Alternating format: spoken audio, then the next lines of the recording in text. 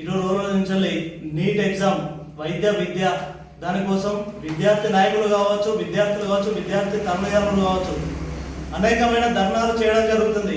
కానీ కేంద్ర ప్రభుత్వం కావచ్చు, రాష్ట్ర ప్రభుత్వం కావచ్చు నిమ్మకు నీరెత్తకుండా వ్యవహరిస్తున్నారు.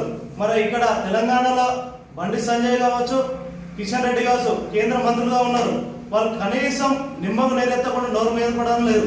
మరి విద్యార్థి జీవితాలతో ఆడుకుంటారు. విద్యార్థి జీవితాలు మీకు అవసరం లేదని చెప్పేసి మేము కోరుచున్నాం. దేశవ్యాప్తంగా 24 లక్షల మంది నీట్ ఎగ్జామ్ కోసం అప్లై చేసుకోవడం జరిగింది. మన తెలంగాణలో 75,000 మంది ఉన్నారు.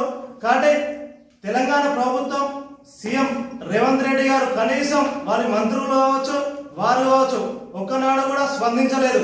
మరి మీకు ఈ విద్యార్థులు అవసరం లేదా అని చెప్పేసి మేము కోరుచున్నాం. మరి కేంద్ర ప్రభుత్వం వెంటనే దీనిపై ఎవరు ఇది నీట్ ఎగ్జామ్ పేపర్ లీకేజ్ ఎవరు చేసిరో వెంటనే వారిపై చర్య తీసుకోవాలని చెప్పేసి మేము డిమాండ్ చేస్తున్నాం. విద్యార్థి పక్షాన సెట్టింగ్ జడ్జితో విచారణ జరపాలని చెప్పేసి మేము కోరుతున్నాం. ఈ నీట్ ఎగ్జామ్ రద్దు చేసి తెలంగాణలోనే నీట్ ఎగ్జామ్ కొనసాగించాలని చెప్పేసి మేము కోరుచున్నాం. మరి వెంటనే మా డిమాండ్స్ విద్యార్థి పక్షాన మేము 20 రోజుల నుంచి అనేకమైన ధర్నాలు రాస్తారోకోలు చేయడం జరుగుతుంది. కానీ కేంద్ర ప్రభుత్వం ఇటు మన తెలంగాణ ప్రభుత్వం నిమ్మకు నీరెత్తకుండా ఉంటుంది.